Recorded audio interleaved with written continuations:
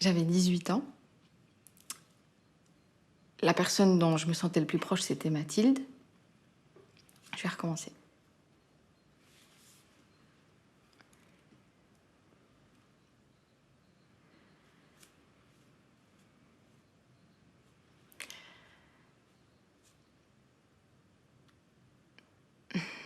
J'arrive pas à commencer, mais je vais y arriver.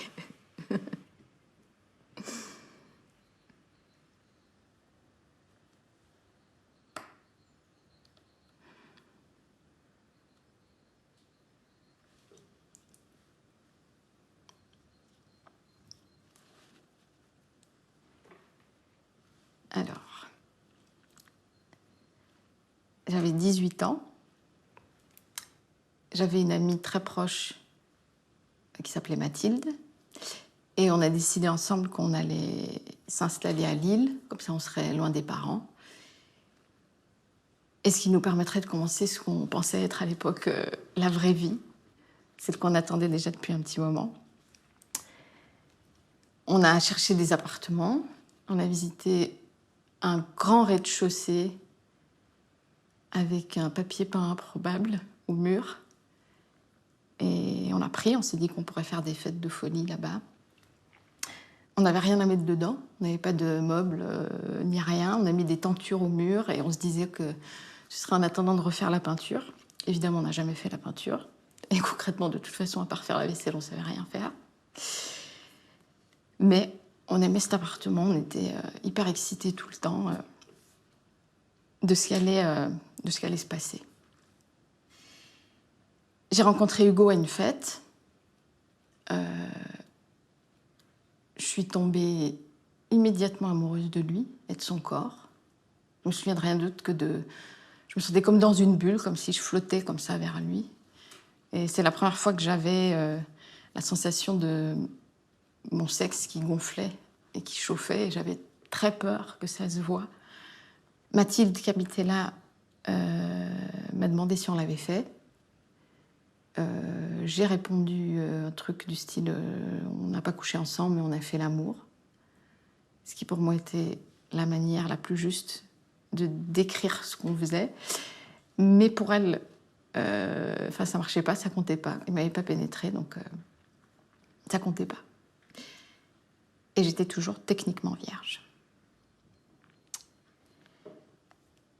Un matin, après une de ces nuits, je suis sortie de la chambre. Moi, j'étais remplie de tout ça, d'amour, de reconnaissance. Et j'ai croisé Julien, donc le nouveau petit ami de Mathilde. Il m'a regardé longtemps. J'ai senti précisément qu'il voulait ce truc qui appartenait à quelqu'un d'autre. On a échangé quelques mots, je suis retournée dans ma chambre et j'y ai plus pensé. Peu de temps après, Hugo m'a dit que finalement, il n'avait pas envie d'une relation à distance, que c'était fini. Et je me suis retrouvée... J'avais l'impression qu'on m'avait retirée du sein de ma mère et jetée dans le caniveau. Mathilde pleurait tout le temps. Elle a fini par me dire que Julien lui avait avoué que je lui plaisais. Je trouvais ça un peu ridicule, je pouvais pas m'intéresser à cette histoire, j'étais trop absorbée par mon propre chagrin d'amour avec Hugo. Je trouvais ça nul qu'il puisse éprouver quelque chose comme ça alors que je vivais sur le même toit qu'elle. Je comprenais pas qu'elle puisse le regretter. Et toutes nos copines, à Mathilde et moi, savaient que j'étais un peu l'objet de la petite discorde entre eux. Et ils ont fini par se remettre ensemble. Sauf qu'elle devait repartir à 1 an en Italie. Et Julien continuait à venir à nos fêtes et ça me gênait qu'il soit là. Je trouvais ça un peu... Je trouvais que ça se faisait pas trop. Et au bout de presque 1 an, il m'a proposé de dîner avec lui. J'hésitais, mais je me disais qu'il fallait que je me débarrasse de cette gêne vis-à-vis de lui. Donc j'ai accepté. il a commencé à discourir sur le porno. Moi, discrètement, je regardais ma montre en me disant dans 1 heure, je suis partie. Puis, il s'est installé près de moi, à l'autre bout du canapé, et je lui ai demandé s'il avait des nouvelles de Mathilde. Il m'a dit qu'ils étaient plus ensemble et qu'ils gardaient de bons contacts. Et là, il m'a dit, et toi et Hugo, vous formiez un si beau couple. Vous étiez si bien ensemble. Et là, j'ai senti mon cœur se gonfler de reconnaissance. Ça faisait des mois que plus personne voulait entendre mes jérémiades sur Hugo et moi.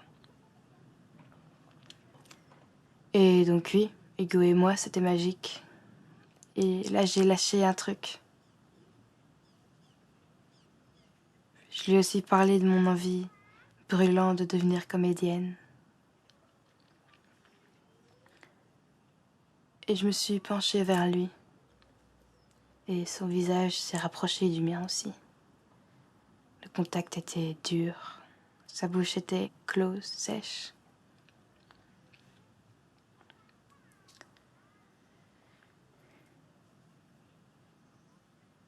Il est venu autour de moi et il est passé derrière moi, derrière le dossier du canapé. Et mes vêtements glissaient. J'ai vu mon soutien-gorge par terre. Puis en une fois, j'étais nue. J'avais jamais été nue comme ça dans une pièce, avec quelqu'un et autant de lumière. Puis il a disparu. J'étais là, j'attendais. J'attendais que tout ça prenne sens. Et quand il est revenu, il m'a attrapée. Tout ce que je savais saisir, c'est que manifestement, c'est lui qui savait. C'est lui qui décidait. Il m'a posée sur le lit et il s'est mis un préservatif. J'arrivais pas à saisir ses yeux, son regard. Et en se retournant, il m'a demandé si j'étais vierge. Je me suis entendue dire oui. Et il a retiré son préservatif. Je sentais comme un coup dans le visage, mais c'est mon vagin qui frappait. Il était dedans.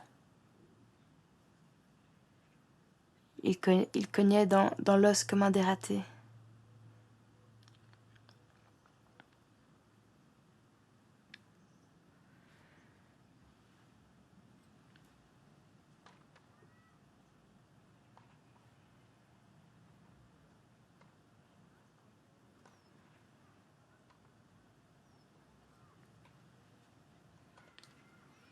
Je regardais le plafond.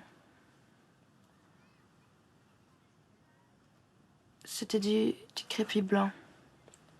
J'hurlais à l'intérieur, mais ma mâchoire était verrouillée. Puis un cri est sorti. Il m'a demandé si ça allait et je lui ai dit que je voulais faire une pause. Mais il a continué. Il continuait à cogner et je sentais plus rien. Je regardais la scène depuis le plafond.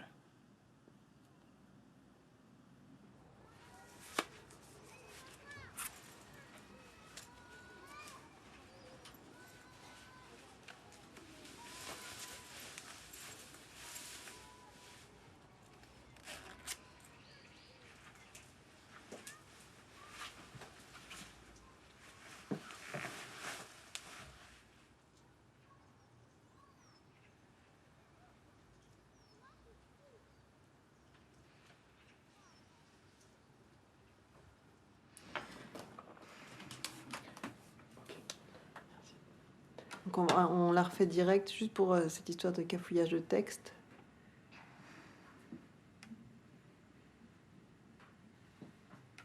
C'est quand tu veux.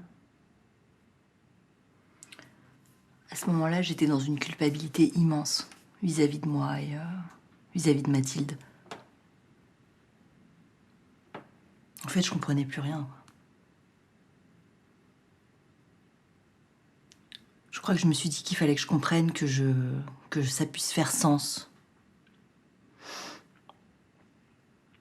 Du coup, Je me suis dit, bon, ok, il s'est passé un truc. Je comprends pas. Ben, je vais lui demander ce qui s'est passé. Donc le lendemain, je l'ai croisé à la fac. Et je lui ai dit qu'il fallait qu'on parle. Et il a accepté. Et on est allé chez lui.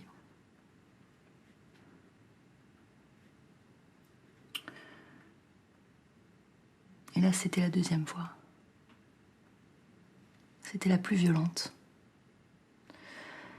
Ça a duré particulièrement longtemps. Et j'ai eu particulièrement honte.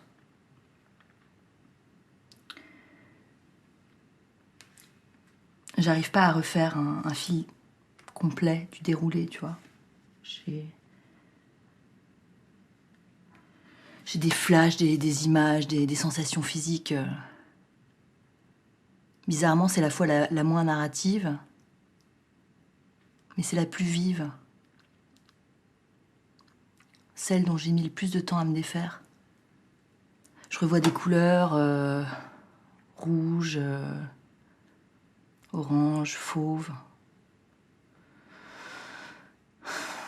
Ça cogne, ça feule, ça sent fort. À un moment donné, je me vois à quatre pattes. Il me prend, il m'emboîte sur sa bite. Ça coince, il force. Il force, il force. Puis il change d'angle de pénétration.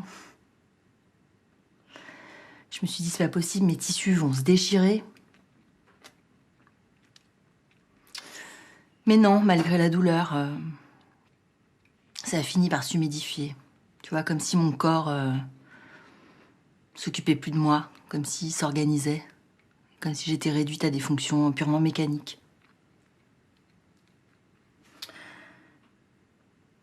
À un moment donné, je me souviens, je lui ai demandé de m'attacher. C'était complètement débile pour une fille comme moi qui connaissait rien à l'amour, rien au sexe, et en plus dans cette situation, tu vois. Mais je pense que c'était un truc comme pour dire, hé, mec, je suis là, tu vois. S'il y avait pu avoir un truc de l'extérieur, visible, peut-être ça aurait été plus facile. En fait, c'est le seul moment où j'ai tenté quelque chose, tu vois, une sorte de renversement de pouvoir. Mais il écoutait que dalle. Il était en train de s'acharner sur mon urètre, ça je me souviens aussi.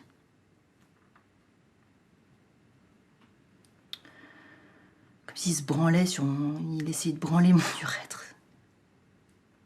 Pendant des années après, tu vois, quand j'ai fait l'amour, j'avais peur de pisser,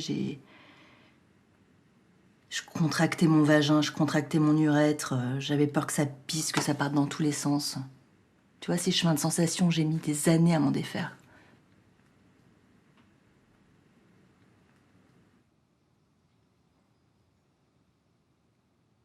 Mais la pire, c'est que c'était la haine. Pendant 40 minutes, tu entretiens un mépris et une haine pour lui. Et c'est très difficile de se débarrasser. Après 40 minutes, la haine pure.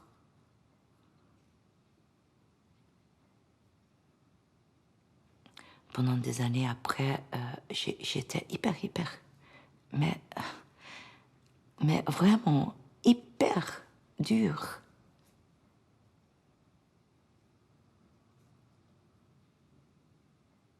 Elle pouvait pas faire autrement, je crois, avec toutes les possibilités qu'elle avait comme être humain.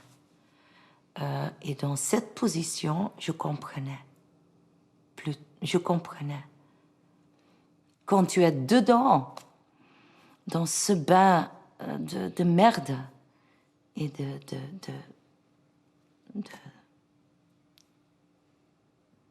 d'agressivité, Oui, c'est ça qui me touche, qu'elle essaye. Et la deuxième fois. Mais la troisième fois encore, elle fait un truc que moi je pense merde. Mais bon, si moi je suis ta mère et tu me racontes, oui, je vais aller là, parce que maintenant, et je vais essayer. Mais c'est irrationnel, ça n'a rien à foutre avec l'intellect.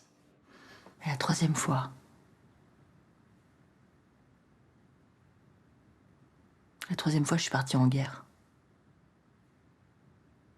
Fallait que je survive, en fait. Je l'ai invité chez moi. Il faisait beau, on était au mois de mai, c'était quelques jours après. J'avais mis de la lingerie. Je lui ai ouvert la porte. Je me suis assise sur ses genoux, je l'ai cajolé. Il était différent. Il parlait. Il me disait qu'il était amoureux de moi.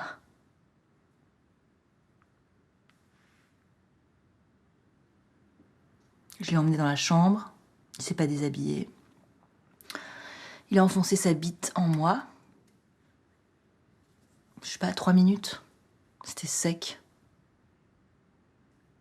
Puis j'ai senti qu'il ramollissait. Il m'a dit qu'il sentait le lait.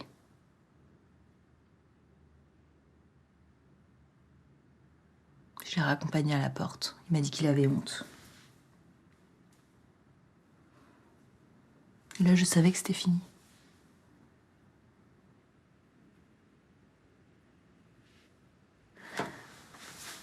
Et là, je savais que c'était fini.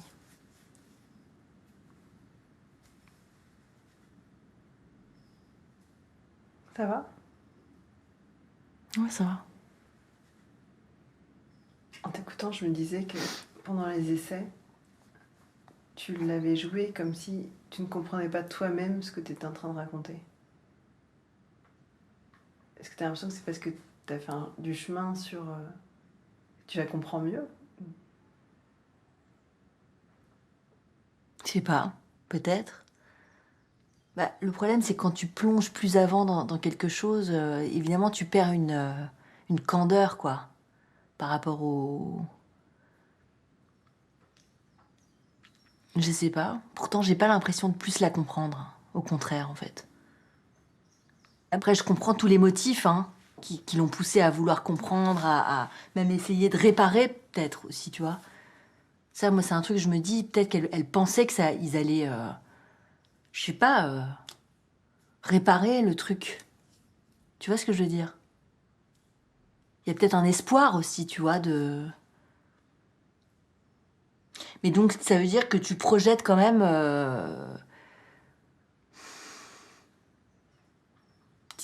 Ça peut pas juste être... je comprenais pas et j'avais envie de comprendre. Il y a des implications émotionnelles, tu vois. Il y a peut-être même de l'amour, je sais pas, ou quelque chose qui pourrait être... Ou de l'attirance, ou... Enfin, je sais pas. Ou en tout cas, essayer de voir si c'est possible d'effacer ou d'expliquer ou d'atténuer en tout cas la peine de ce qui s'est passé, ou tu vois, quelque chose comme ça. C'est pourquoi elle y retourne. Je pense que j'avais quelque chose, ou j'ai, je sais pas, lié à si on fait gaffe, quand même, on se met pas dans telle situation. C'est ultra conventionnel comme... je vois toute ma famille derrière. Dans ma famille, s'il pleut, on sort pas parce que ça mouille. Et que le sol est glissant et on peut se casser quelque chose. Donc vaut mieux pas. Vaut mieux pas se mettre dans n'importe quelle situation. Peut-être d'aller... Pourquoi cette jeune fille, elle n'a pas le droit d'aller tester quelque chose? Peut-être qu'elle va tester un truc, en fait, en allant manger chez lui ou en l'embrassant. Ça veut pas dire qu'elle est en train de lui promettre un truc gigantesque auquel ce pauvre garçon, une fois que son désir est éveillé... Il y a aussi ça, en fait. On dit que les garçons, ils ont un désir et qu'ils doivent y céder ou ils doivent l'assouvir. Et bon. Et tu te rappelles de toi à 19 ans? Oui. T'étais comment? mais j'étais très rock'n'roll, sauvage. Je prenais beaucoup de risques. Je voulais vivre. Et vraiment, j'ai eu de la chance, je crois. Parce que j'imagine quand mes enfants ils font ce que moi je faisais, je dormais plus. Moi, j'avais vraiment de la chance, je crois. Mais bien sûr que, oui, il y a des gens qui sont dans la nuit, qui, d'un coup, tu as confiance à quelqu'un et d'un coup, ça change. J'ai eu ça souvent. J'allais à la chasse, comme les mecs ils faisaient, parce que je voulais vraiment être égale comme les mecs. Mais là, c'est toujours... j'ai senti beaucoup que c'était pas égal. Et j'ai pris, à cause de ça, j'ai pris beaucoup plus de risques, je crois. Parce que je prenais de temps en temps un mec avec que je connaissais pas. Alors, une fois, lui, il était aussi agressif avec moi. Et là, mais je sais pas pourquoi, j'ai pas eu... Après, j'étais blessée et je pensais, mais merde, pourquoi j'ai pas senti ça? Mais c'est dans le flou des nuits.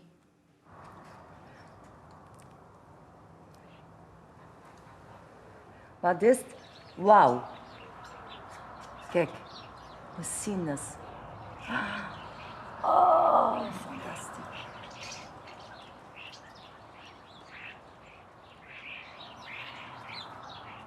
Wauw. T'as vu? Ah, encore une fois. C'est vraiment une danse. Et ça ensemble, hein?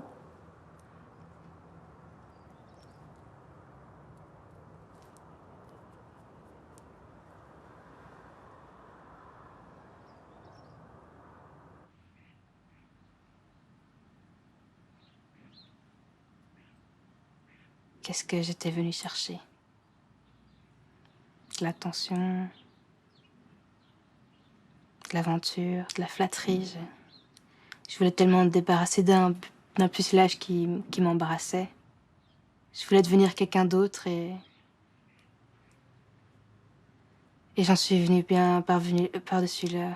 Enfin, je sais pas trop comment dire, mais j'étais plus personne.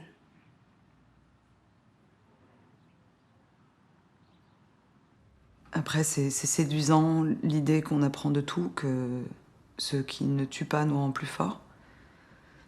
Mais en fait, il y a des expériences qui te font désapprendre essentiellement, et tu désapprends le lien, tu désapprends le désir, tu désapprends la confiance.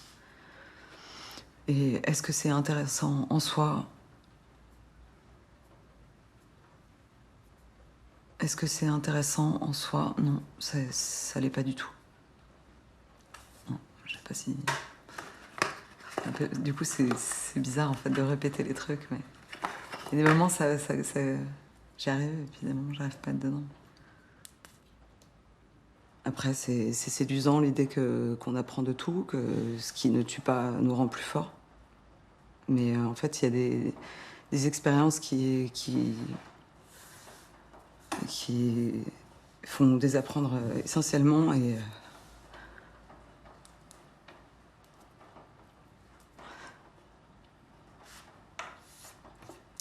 tu désapprends le lien, tu désapprends la confiance, tu désapprends le désir.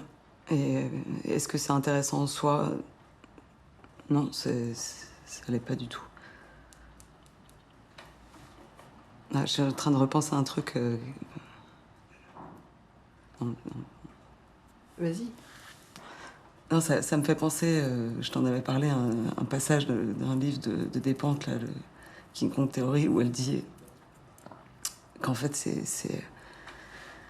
c'est obsédant, quoi. C'est obsessionnel. Et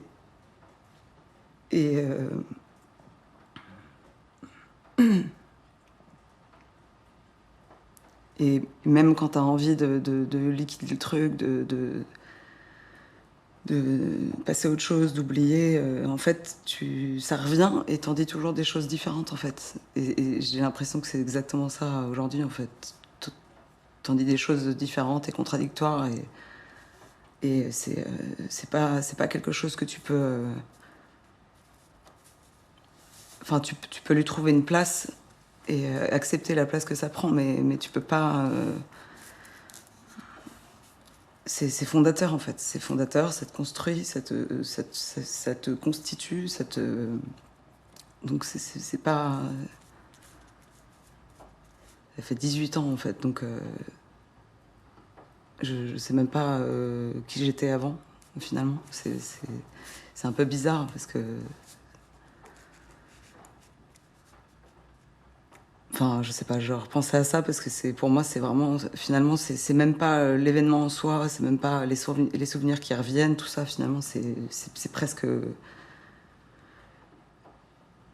Je me sens beaucoup mieux depuis que j'ai vraiment tous les souvenirs et que je sais qu'a priori, il n'y en aura pas des nouveaux qui vont arriver. C'est une espèce de surprise tout d'un coup.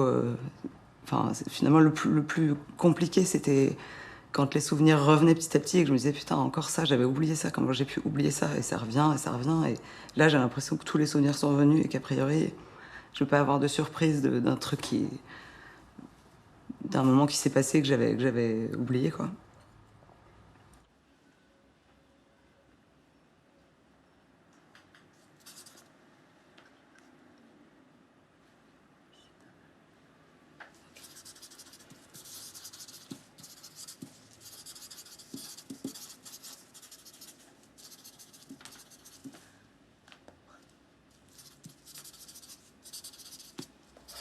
C'est ça.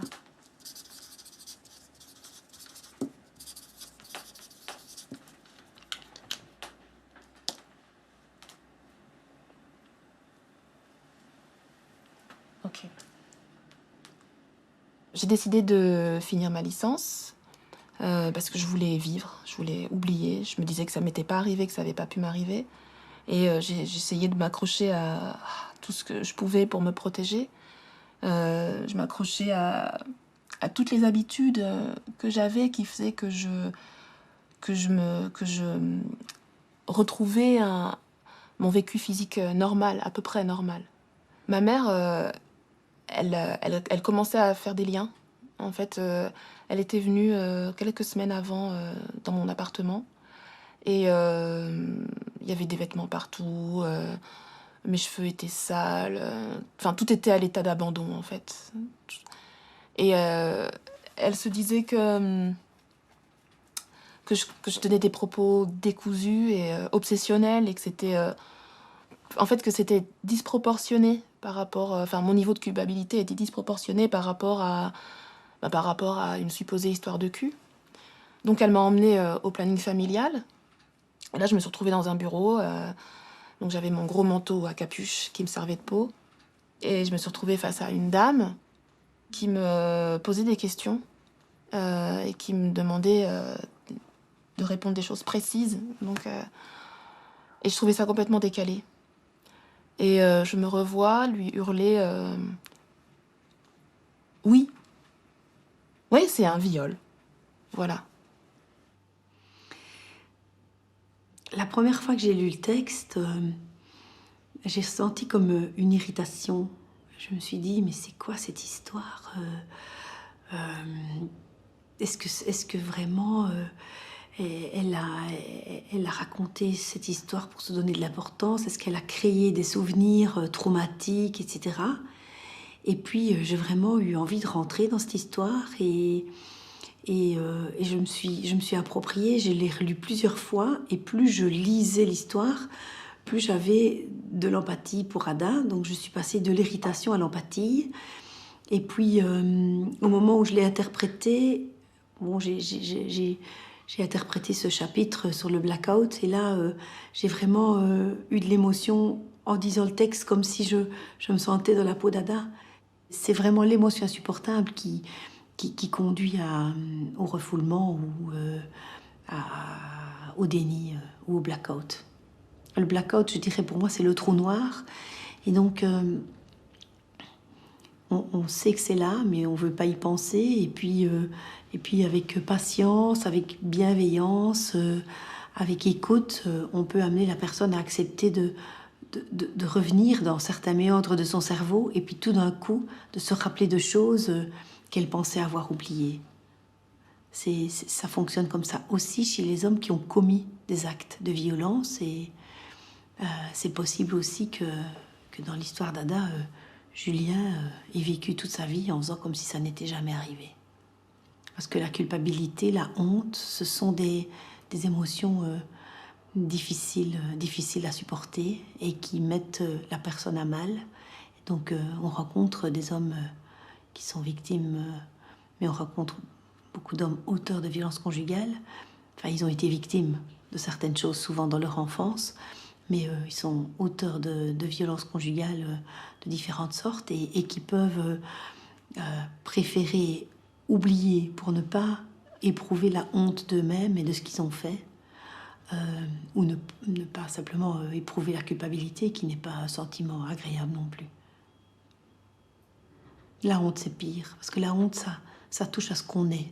La culpabilité, ça touche à ce qu'on a fait. La différence entre la culpabilité et la honte, c'est ça. C'est que la culpabilité porte sur un acte, sur quelque chose, alors que la honte, ça touche vraiment à qui on est. Et je crois qu'Ada, elle utilise ce mot-là. Je crois qu'elle connecte ou qu'elle ressent la honte. Elle ressent la honte à travers les différentes étapes de son histoire. La dame me posait des questions très précises. Je trouvais la situation complètement décalée. Puis je me revois lui dire « Oui, oui, vous avez raison, c'était un viol. C'est ça qui est arrivé. »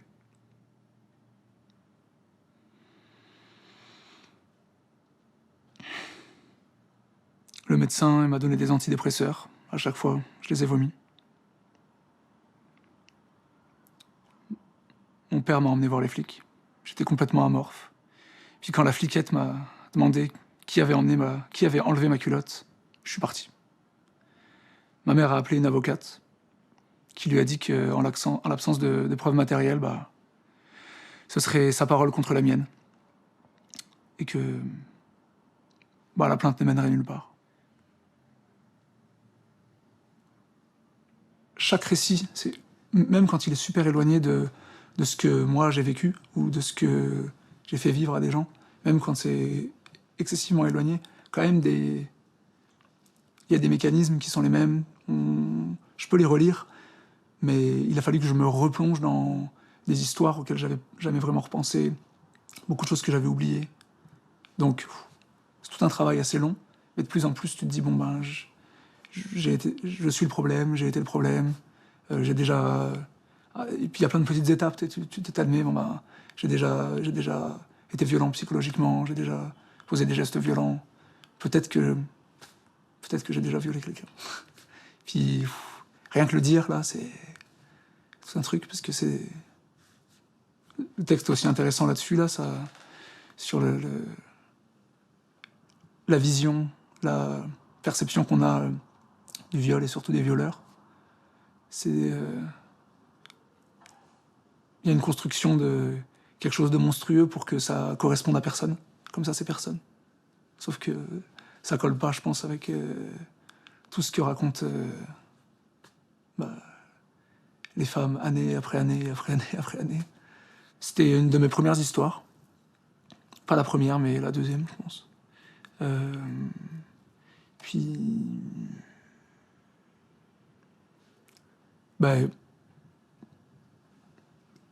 je pense qu'à ce moment-là, je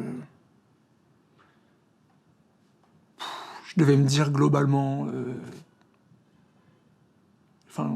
je pense que j'étais d'accord avec le féminisme, et avec les choses un peu lointaines, mais dans mon quotidien, concrètement, il n'y avait pas de remise... c'est même pas quelque chose que je réfléchissais ou que j'imposais. Par exemple, Tu vois, je pense que c'était normal pour moi d'avoir des rapports sexuels tous les soirs quand tu dors avec quelqu'un, ou des choses comme ça. C'était pas quelque chose qui était trop réfléchi. Puis je pense que j'étais pas du tout, moi c'est sûr, j'étais pas du tout ouvert vers les désirs de l'autre. Enfin, tu sais, à cette époque-là, pour moi, la relation amoureuse comme physique, sexuelle, c'était pas un échange. C'était, je sais pas ce que c'était, mais c'est malheureux, mais donc voilà. Donc dans une histoire comme ça, c'est sûr que au moins une fois cette personne-là m'a dit, mais je pense que c'était après notre relation, voilà, donc quelques temps après que ce soit passé, que qu'elle n'avait pas eu envie, que j'avais fait mal. Puis je crois que je me suis senti tellement... Le premier truc que j'ai ressenti dans mon souvenir, c'est que je me suis senti tellement con et tellement merdique de pas avoir... comme si j'avais pas regardé, comme si j'avais pas demandé, comme si... Quelque chose qui aujourd'hui me paraîtrait plus évident. Mais c'est ça.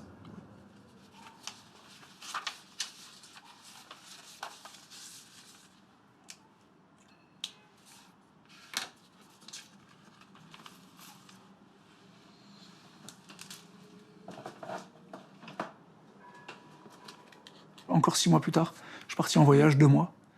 Et au retour de ce voyage, j'ai écrit pour reprendre de ses nouvelles. Et elle m'a répondu en disant qu'elle voulait plus jamais entendre parler de moi. Donc là, c'est le moment où j'ai compris que...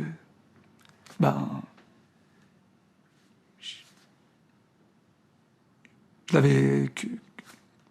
je lui avais fait du mal, je l'avais blessé, c'était vrai. Enfin, puis voilà. J'ai jamais cherché à la revoir ou à lui parler. On s'est aperçus 1 ou 2 fois. C'était le moment où j'habitais encore en France. Puis après, je suis parti. C'était pas la raison pour laquelle je suis parti, mais ça l'a motivé.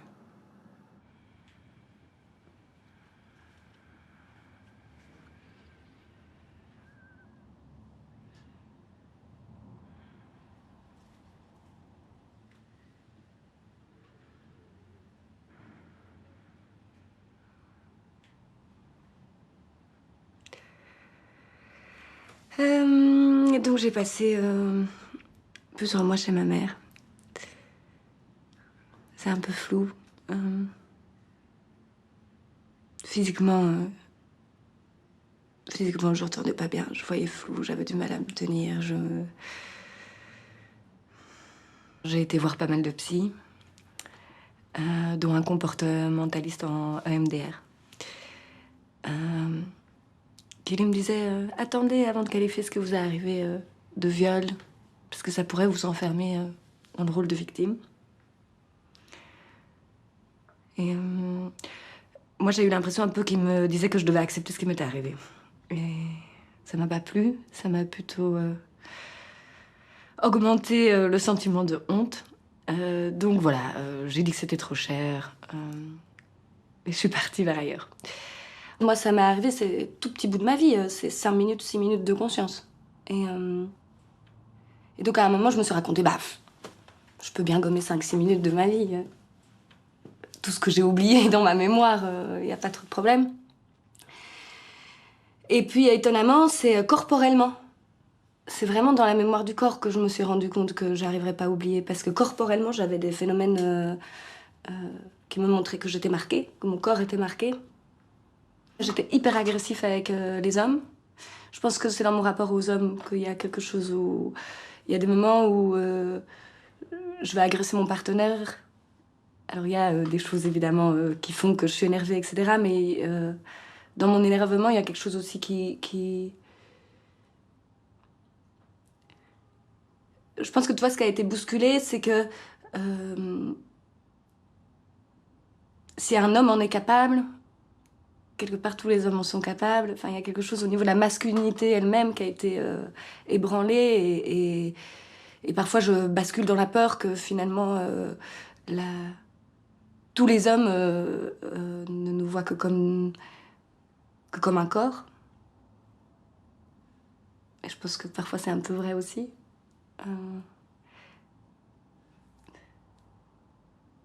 Donc voilà, là il y a du démon. Il y a du démon parce que c'est un raccourci. C'est un raccourci. Il y a du démon aussi dans...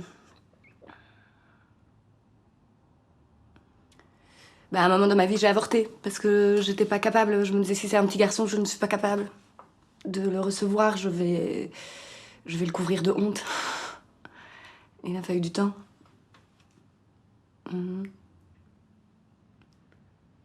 Tu as eu un fils. J'ai eu un fils. Oui. Et ça a été comment?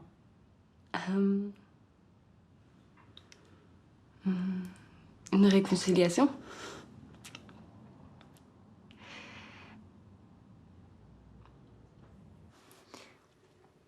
Chez ma mère, j'ai tout fait aussi vraiment. Ça n'allait pas. Du coup, à ce moment-là, j'ai décidé de m'installer à Paris.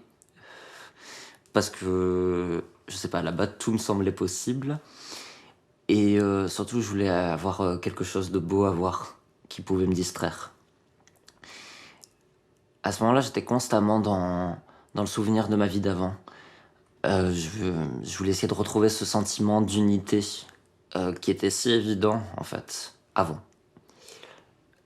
Et en fait, mon état suivait des cycles. J'essayais d'aller de l'avant, mais rien ne me satisfaisait vraiment. J'avais peur que les gens me percent à jour. Et tout ce qui faisait... Comment dire? J'avais toujours été très entouré, et d'un seul coup, je me retrouvais très très seul. Tout ce qui faisait ma personne, ma douceur, ma vulnérabilité, ma sensibilité, toutes ces choses-là, je les détestais. Parce que j'étais persuadé que c'était pour ça que je m'étais fait avoir. Et puis, aussi, tous les ans, aux alentours du mois d'avril, je commençais à perdre pied. Et au mois de mai, je switchais complètement, là, tout foutait le camp. Et je démissionnais, en fait. Je détruisais tout.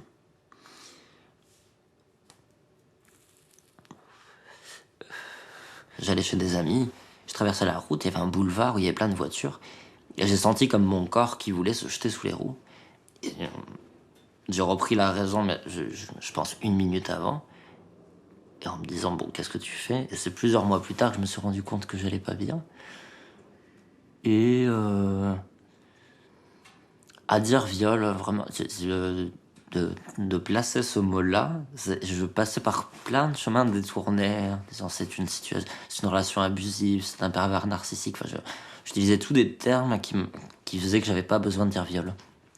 Et je pense que dénoncer un viol, ça fait partie des pires idées qu'on puisse avoir dans la vie, quoi. Et en même temps des meilleures. Mais les conséquences derrière, les gens ils aiment pas ça, hein. Vraiment, hein. Je me suis pris, mais j'étais à Bruxelles à ce moment-là quand je l'ai fait. Je me suis pris mais des décharges. C'était impressionnant le nombre de personnes qui sont retournées contre moi, même certains des amis, quoi. Et qui sont tous mis à me détester. Et aussi, j'avais encore les échos de ce qui se passait à Lyon, de dire les pires horreurs sur ma personne. Parce que... je sais pas, il y a toujours ce truc de « oui, mais c'est mon ami, ouais, mais... Ben, il est sympa, mais Ben, il est gentil. » Bah oui, Ben, il est gentil, sinon je me serais pas fait avoir, du con la tour. Oui, évidemment, Ben, il est hyper sympa, il est hyper chouchou, il est hyper mignon. La question, elle est pas là. Et la question, c'est que Ben, c'est un connard.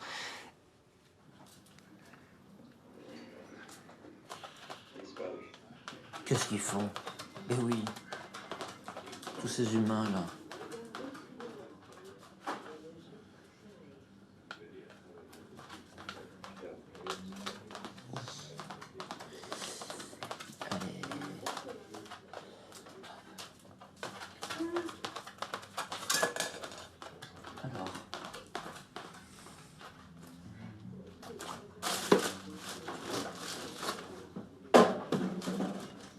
Par contre, il y a une fois que je me souviens très bien, j'étais encore Oh putain, c'est dur de parler de ça. J'étais encore toxicomane à ce moment-là. Je prenais de l'héroïne, 3-4 grammes par jour. Et donc c'est avec mon copain actuel, hein, avec qui je suis toujours, on est ensemble depuis 11 ans. Et voilà, et en fait, l'héroïne a ce pouvoir miraculeux qu'on peut bander, mais on n'éjacule jamais. Et par contre, on peut ressentir de la libido et on peut bander, et ça peut durer des heures et des heures et des heures. Et on couche ensemble avec mon copain. Et mes souvenirs sont hyper flous parce que aussi j'étais complètement défoncé tout le temps à ce moment-là. Et aussi, je crois qu'il y a une partie de moi-même qui veut pas se souvenir. On a commencé à coucher ensemble. Je saurais pas dire si dès le départ il était d'accord ou pas de coucher ensemble. En tout cas, on commence à coucher ensemble et lui il était passif, moi j'étais actif. Et au bout de 30 minutes, 1 heure, je dirais, mais je suis pas sûr du combien de temps ça a duré. Là, il me dit que voilà, il en a marre, ça lui fait mal, il veut arrêter. Ou en tout cas, au début, c'était que j'y aille plus doucement. Et oui, j'y allais plus doucement, 2 secondes. Et après, j'ai re-allé fort parce que de toute façon, j'étais défoncé, je captais rien à ce que j'étais en train de faire. Et donc, je continuais et je suis quasiment sûr, mais lui veut. J'ai essayé d'en parler, il veut pas qu'on parle de cet épisode. Je peux en parler moi, mais lui, il en parlera pas. Je pense qu'il m'a dit 3 fois non, assez clairement en fait. Et où j'ai continué, et le pire, je sais pas si c'est le pire ou le mieux, j'en sais rien, mais. Enfin, c'est pas à moi de dire ça. Ce qui s'est passé, c'est que j'ai pas du tout capté de ce qui s'était passé. Sur le moment, moi j'étais défoncé, et puis tout le monde était des cons, tout le monde me faisait chier, donc tous les prétextes étaient bons pour me comporter comme un connard avec tout le monde. Et j'ai pas capté du tout ça, je suis même pas sûr que lui il en ait parlé avec qui que ce soit. C'était hyper hardcore en fait de me souvenir de ça. Je me souviens de m'être effondré en y repensant. Où je me disais, mais là c'est un cauchemar. Je me disais, t'es une ordure, ça ne va pas. On en a reparlé. En effet, ça n'avait pas été. On en a parlé une fois lui et moi ensemble. Vraiment. Et oui, ça n'avait pas été. Et ouais, j'avais franchi toutes les limites du possible et de l'acceptable. Et il m'a dit cette phrase à la fin de notre discussion, je crois que c'est ça qui a fini de me découper en deux. C'était « Oui, mais je t'aime, mon chéri, t'es l'homme de ma vie ». Et c'était horrible, horrible, horrible d'entendre ça, parce que je me suis dit « Mais mon Dieu, quoi, qu'est-ce qui vient rattraper les pires actes du monde ?»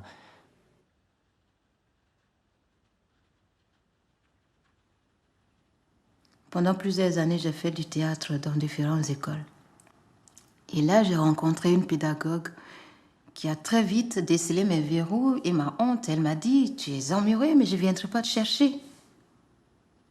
Et avec elle, j'avais compris quelque chose.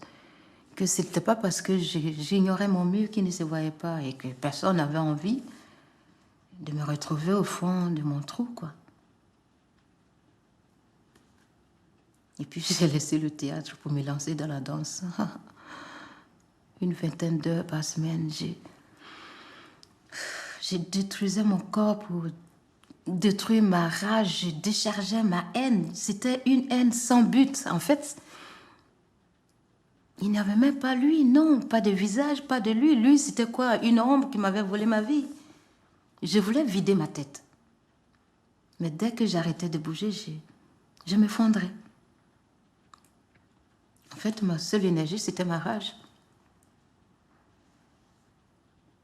J'ai réalisé que ce dont j'avais le plus honte, c'était d'avoir abandonné une partie de moi derrière. Je n'étais plus retournée à Lille depuis presque 10 ans aussi.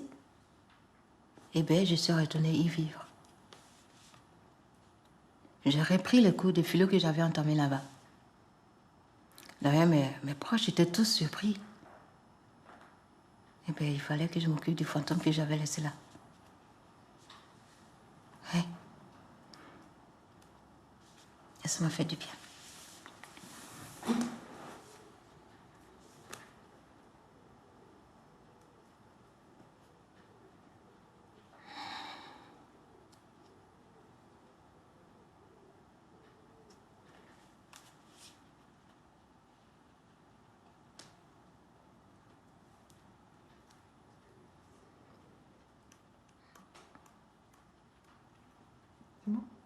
Oui. Ça va? C'est pas facile. Il y a des choses qui remontent, mais bon. Qu'est-ce qui remonte? Non, je parle de moi-même. Il y a des choses qui remontent. C'est pas le texte. Ça révèle certaines choses, quoi. C'est le fantôme. Oui. Le fantôme est là. Le fantôme, il est là, il rôde. Mais bon.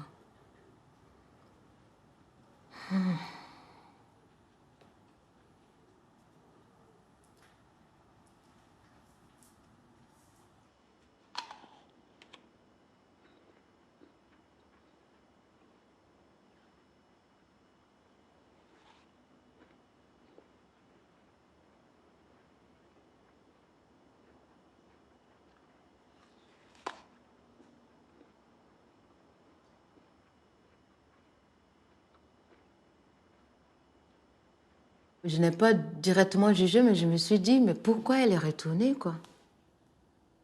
Ou bien elle se rendait pas compte. Je la culpabilisais un peu. Je me disais que, vu moi ce que j'ai vécu, comme je disais, j'étais à un certain moment, j'étais tellement à fleur de peau que même un petit garçon, derrière moi, je le sentais. Donc moi, je n'aurais pas, je n'aurais même pas permis. La première fois, j'aurais, peut-être si je doutais, deuxième fois, je n'allais pas permettre qu'il y ait une deuxième fois, en fait. Donc pour ça, je l'ai un peu culpabilisée. Je me suis dit, attends, elle a voulu ce truc. C'est pas normal, quoi. Mais il n'y a personne qui veut ça. J'ai eu les rapports du médecin. Maintenant, je regarde parce que c'était tellement dur que j'ai brûlé ça. Mais je n'aurais pas dû parce que c'est... J'essaie de retrouver parce que j'avais perdu la mémoire pendant 18 mois. Hein, moi. Donc, il avait écrit tout ça et quand je lisais ça, c'était tellement dur que je me dis... Non, je ne voulais pas garder, je voulais passer à autre chose.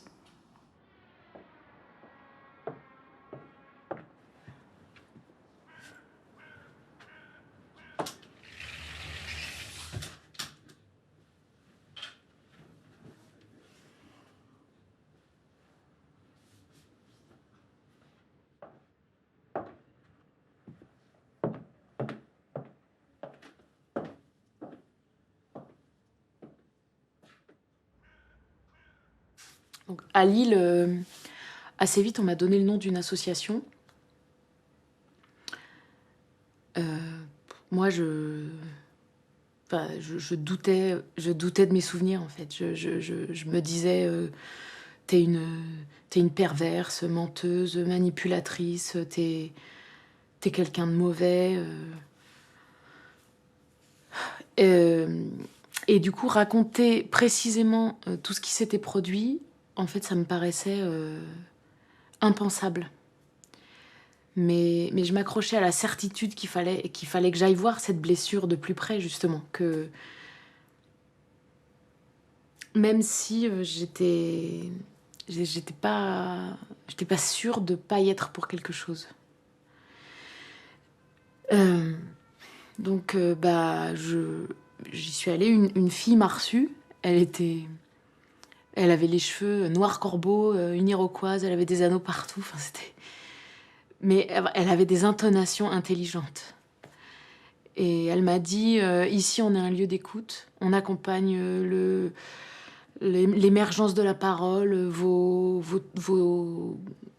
votre douleur, vos troubles. Enfin, et je me souviens que je me suis dit, il y a donc un nous.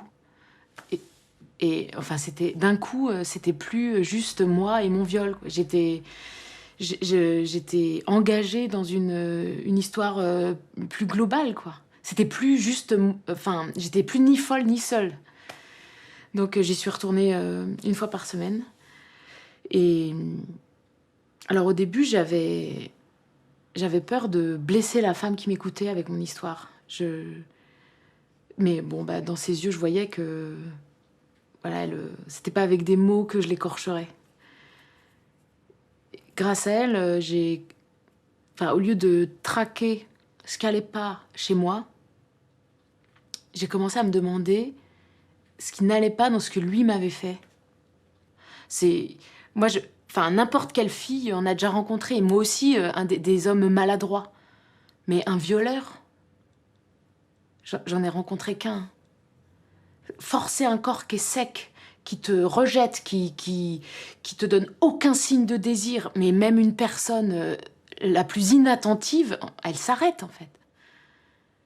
Moi, j'ai consenti à un baiser qu'aurait été donné dans l'échange, parce qu'en fait, peut-être qu'il aurait obtenu les choses de façon consensuelle, enfin partagée, mais c'était pas ça qu'il voulait.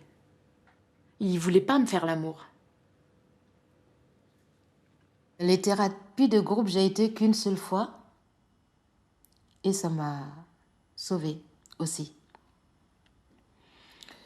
Parce que là, j'ai vu des jeunes enfants,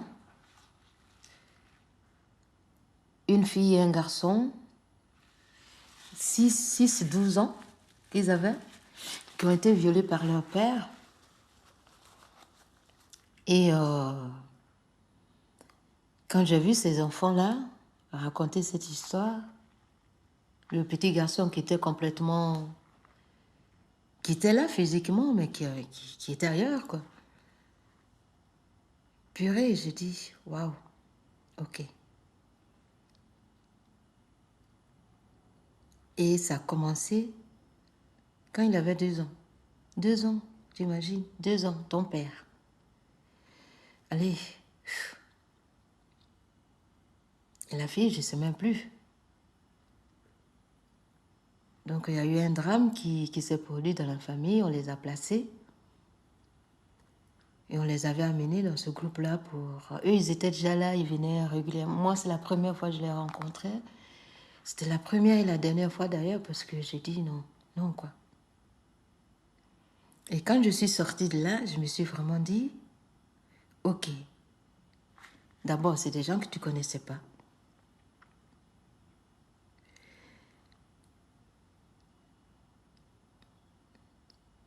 Bon, derrière ce qui est arrivé, il y avait aussi une sorte de racisme aussi. Donc, il y a tout ça qui fait que je me dis, bon, je n'excuse pas ça, mais je me suis dit, c'est pas quelqu'un que je vais voir tous les jours, mon père.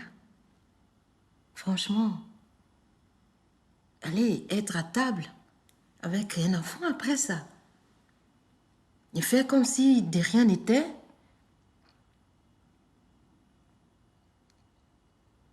Je ne peux pas imaginer que la mère n'ait pas vu ça. Je ne sais pas. Je ne sais pas. Je ne sais pas ce qui se passe, mais ça m'a vraiment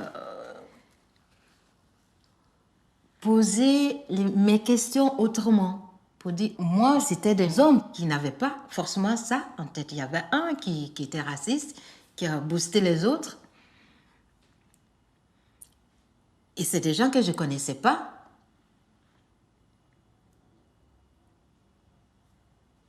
Mais bon, mon père, non. Je crois que ces enfants-là, c'est dommage pour eux, mais moi, ils m'ont aidé. Après ça, j'ai vraiment dit, ok, tu ne les connaissais pas. C'est passé, disons que c'est ta vie passée. On avance. Et c'est à partir de là, ce jour-là, il y avait une des personnes qui avait un bouquin. Je ne sais plus lequel, je ne peux pas me rappeler de ce que c'était. Mais la couverture était très belle. Il y avait comme ça, c'était un dessin, ça ressemblait à un truc japonais, un truc comme ça. Donc, je sais, ça n'a rien à voir, mais ce bouquin, j'ai fait les librairies pour pouvoir le chercher. Et du coup, j'ai pris un bouquin, après un autre, après, et je me suis mise à lire, et à chercher des belles histoires qui finissaient bien, des familles, des filles qui, ben voilà, des histoires d'amour aussi.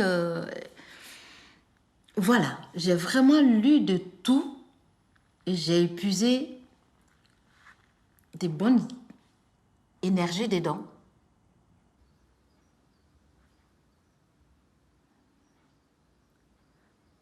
À l'accueil, j'ai dit « Je viens pour un viol ». C'était étrange de m'entendre dire ça. J'avais décidé de déposer plainte il y a déjà plusieurs mois, mais je ne suis venue que 3 jours avant le délai de prescription. J'étais morte de peur. Un policier un peu pâteau est venu me chercher. Je me souviens, je me suis assise dans un fauteuil éventré, la porte était restée ouverte. Et là, directement, il m'a dit « Il va falloir m'expliquer pourquoi vous venez seulement que maintenant, parce que ça, on va me le demander. » Là, j'avais envie de lui dire il faut affronter vos questions. Ce collègue-là qui fait des avions en papier, ces gens qui font des allées et venues sans arrêt dans le bureau pour venir chercher des chocolats, c'est compliqué. Et je me suis mise à pleurer. Je savais pas comment j'allais pouvoir trouver ma place dans ce climat. Je me suis mise à contextualiser. Directement, le flic m'a arrêtée. Il m'a dit non, mais ça, ça, je vais pas l'écrire. Il faut aller dans le vif du sujet. C'est quand que c'est parti en cacahuète. Il y a eu un moment d'adaptation. En fait, sous ses côtés un peu frustres, ce policier, il était collaboratif. Je lui racontais mon viol, lui traduisait ça dans sa langue. Quand il comprenait pas, il traduisait pas et il passait à la question suivante. Ça fait quand même bizarre de lire sur sa déposition « Je suis venue déposer plainte 10 ans plus tard, suite au mal qui me ronge. » Je me rappelle que je lui ai expliqué que je m'étais rapprochée physiquement de mon agresseur. Il a traduit ça par « geste de sympathie ». Et d'ailleurs, il m'a dit faut pas dire que vous vous êtes rapprochés physiquement parce que vous aviez envie de flirter, parce que là, vous vous disqualifiez complètement. C'est vrai, j'étais en confiance, j'avais consenti à ce flirt, mais j'avais pas consenti à me faire violer. Tu vois, alors que je suis à la police et que je suis la première à te dire quand tu te fais agresser à quoi ressemblait ton agresseur, quelle était la couleur de ses cheveux et tout. Quand tu te fais agresser, en fait, tu regardes pas ça. Tu n'es plus toi. Enfin, moi, j'ai vraiment ressenti ça comme ça. Donc, tout ce que je me disais, c'est j'espère que ça ne va pas arriver, j'espère qu'il va pas me faire de mal, j'espère que ça va pas déraper. Et en fait, je pense que j'étais dans un état second où j'avais complètement quitté la personne que je pouvais être. Et donc, la seule chose dont je me rappelais, c'est comment il était très, très grand. Tu veux, j'avais mes yeux qui arrivaient à hauteur de son cou. Et il avait une chaîne en or avec la carte de l'Afrique au cou. Et ça, c'est la seule chose que j'ai pu dire au policier. C'était le seul élément, j'étais complètement fixée là-dessus. Et donc, c'est vrai qu'on ne se rend pas compte quand il arrive quelque chose comme ça. On a des réactions qui nous dépassent complètement et qui sont peut-être pas les réactions qu'on aurait prévues. Moi, tu me dis, tu vas te faire agresser demain, comment tu vas réagir? Je vais te dire, comme j'ai appris, je prends le gars par le bras, je le retourne, je lui donne un coup entre les jambes, je vais crier, je vais appeler de l'aide. Et puis en fait, bizarrement, quand ça arrive, tu réagis, mais d'une manière qui est complètement différente. Moi, j'étais tétanisée, j'ai pas crié, enfin, j'ai rien dit. J'ai jamais rien dit du tout. D'ailleurs, alors que j'avais vraiment rien à craindre, mais je sais pas pourquoi. Je pense que c'est parce qu'elle faisait ce qu'elle voulait, quoi. Mais mentalement, elle m'a complètement... guidée, quoi. Enfin... T'étais sous emprise. Ouais. Pourquoi est-ce que tu l'as protégée? Je sais pas. Il y a eu des moments où ça me faisait de la peine pour elle. Parce que je savais que dans le contexte, c'était une espèce de religieuse, tu vois, donc tout bien comme il faut, je sais pas quoi, qu'elle était responsable de moi, donc c'est vraiment le genre de truc. Pour moi, le seul exemple que j'avais, c'était les prêtres pédophiles, tu vois. Je me disais non mais je peux pas, enfin c'est le scandale, tu vois.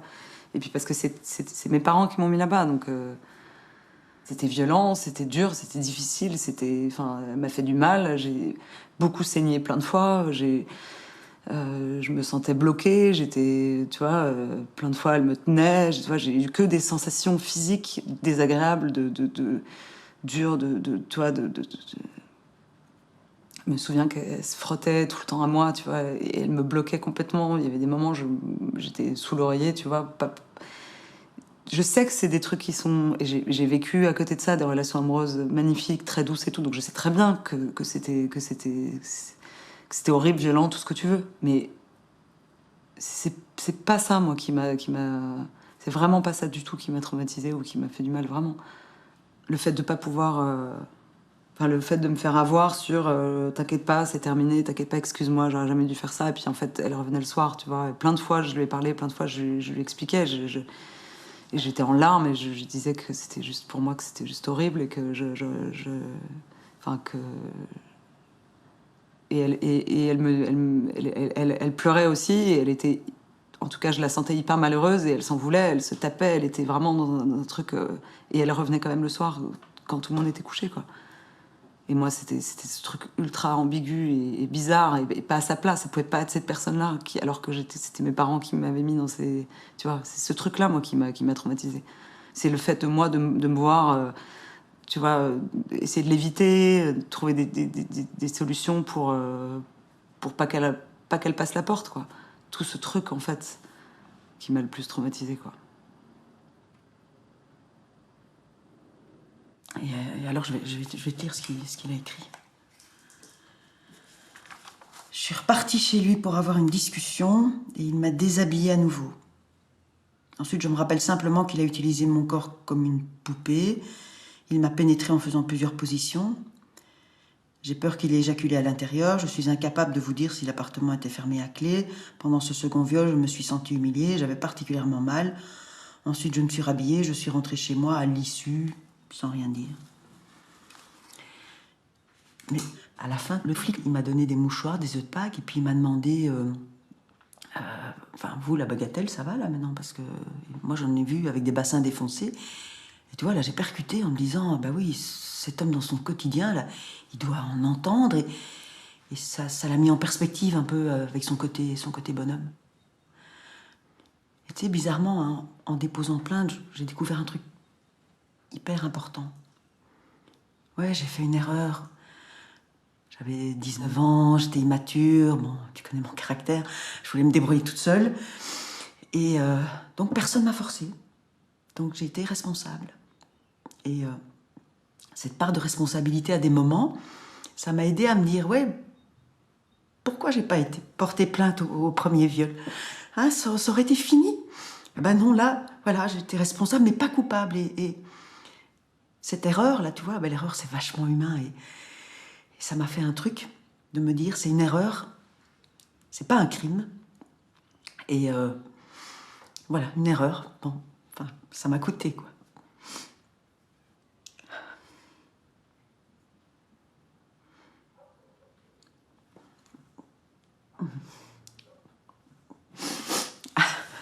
Ça va? Ouais, un truc qui m'a... Enfin, je me suis imaginé que je parlais à ma sœur, en fait, et... Voilà, du coup, je sais pas, il y a eu un truc d'émotion qui est sorti, je sais pas pourquoi, mais... C'est le texte? Oui, parce qu'avec ma sœur, on se parle pas beaucoup de choses, et voilà, ça aurait été difficile, enfin, c'est un truc difficile, ça aurait été difficile à dire à ma sœur, quoi. Voilà. Mais bon, c'était peut-être trop, mais bon, là, j'ai pas calculé, quoi.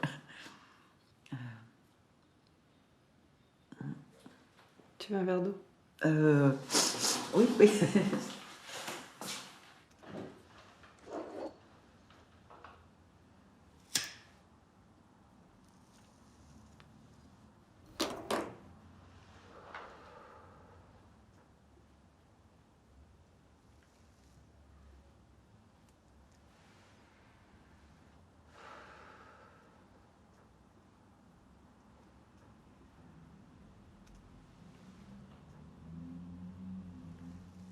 J'ai été me mettre dans des situations pas possibles. Je pense que j'avais besoin d'expérimenter, de comprendre le sexe de possession, j'appelle ça. Et donc je l'ai expérimenté en étant moi-même actrice d'une sexualité de possession. Je me mettais moi-même dans des situations... parce que je pense que j'avais besoin de comprendre qu'est-ce que c'est d'être dans cette impulsion sexuelle pour pouvoir lui pardonner par derrière. Donc je me suis mis dans beaucoup de situations un peu bizarres, mais que maintenant je comprends qu'en fait c'était nécessaire pour pour le vivre, mais en le décidant.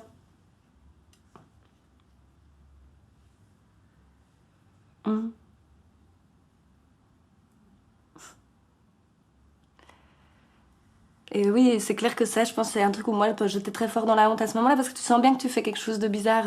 T'es censé être victime et dire je ne veux plus jamais ça, mais il y a quelque chose où il y a des... Moi, c'était souvent avec l'alcool, hein, mais je me mettais dans des situations un peu compliquées, quoi. Et donc, je crois que ça, c'est des choses très dures à identifier, hein, comme le viol en lui-même, il y a souvent une zone de flou. Le comportement de la victime derrière, il y a une zone de flou, parce que pour moi, c'est vraiment comme si on t'avait donné une maladie. Et donc, c'est peut-être aussi pour ça qu'on se tait. C'est parce que c'est pas très simple à décortiquer.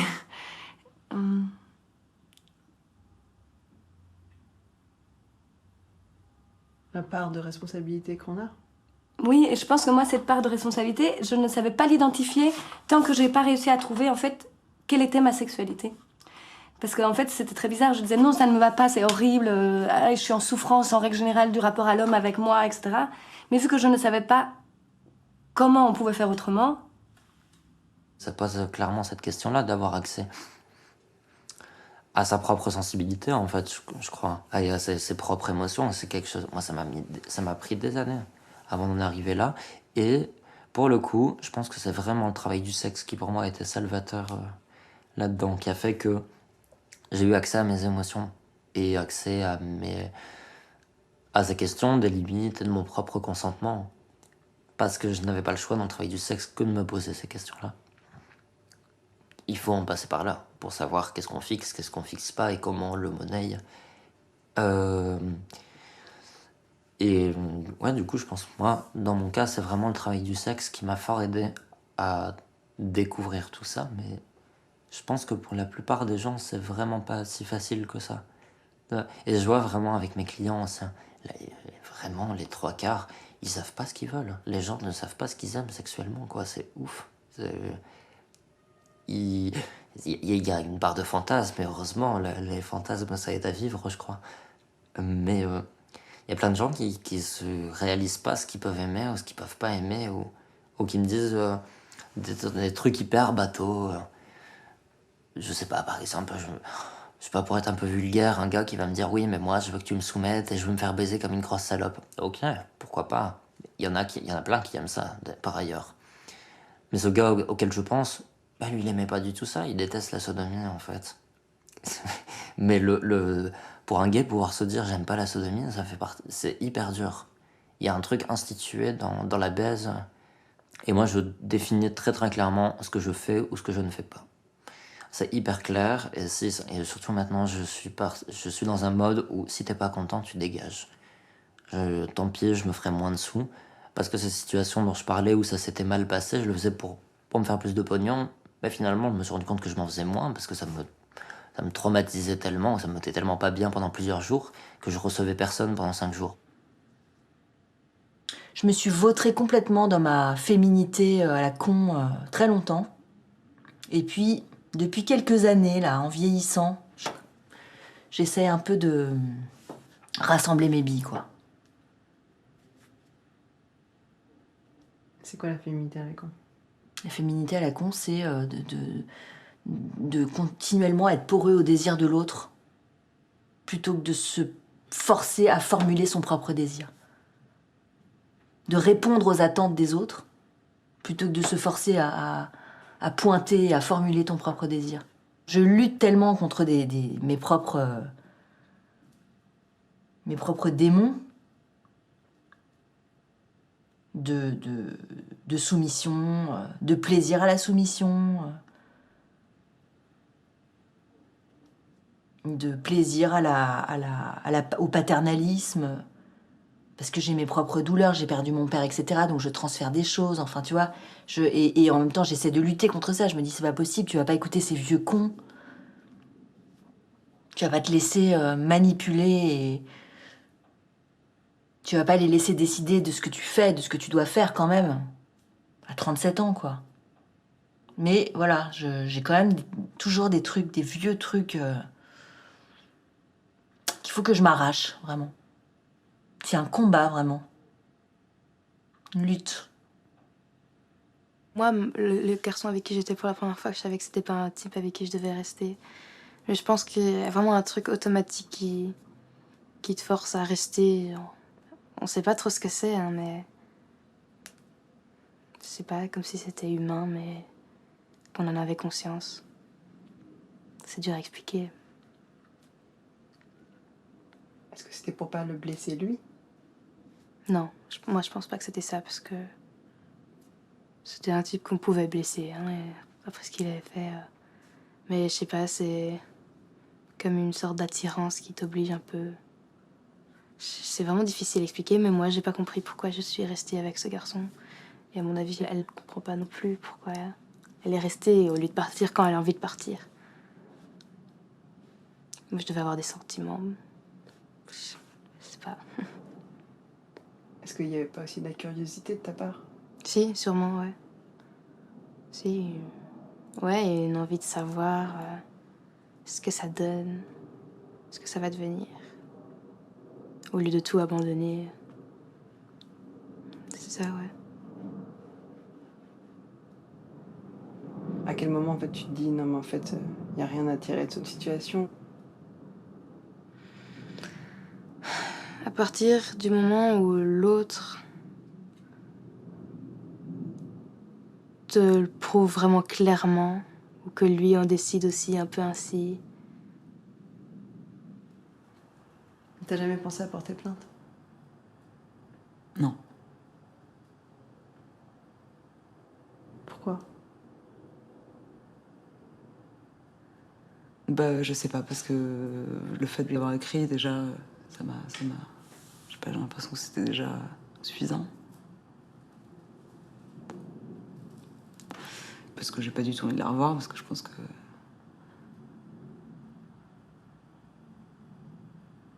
Parce que j'ai déjà imaginé cette scène plein de fois, et j'ai déjà imaginé plein de fois y aller, et je sais très bien où c'est, et aller, tu vois, physiquement, avoir une conversation en face, quoi. Le problème, c'est que je sais pas du tout si j'aurais peur, en fait, d'être exactement la même personne qu'avant, et de me faire complètement... de pas réussir à parler en face d'elle, en fait. Donc le fantasme de finalement tu te retrouves en face et puis tu cries tout ce que tu as à crier et tu as toute la rage qui sort et tout, je crois, je pense que je pense pas que j'y arriverai et du coup je sais pas si j'ai envie de... Je pense que je serai exactement comme j'ai été avec mes parents. Quand je leur ai expliqué, mes parents, j'ai passé 1 heure à m'excuser de leur faire du mal, si ça allait leur faire du mal. Je les ai mis en condition, je leur ai fait des cadeaux, j'ai fait un super déjeuner, tu vois. J'ai passé 1 heure avant de leur expliquer à eux, tu vois, parce que je savais que ça allait les blesser énormément. Moi, ma mère, je l'ai jamais vue pleurer de ma vie. Quand j'ai vu qu'elle s'est mise à pleurer, je m'en suis voulu tout de suite, tu vois. Je me suis dit, mais je peux pas lui faire ça. Elle a 74 ans, tu vois, je lui balance ça.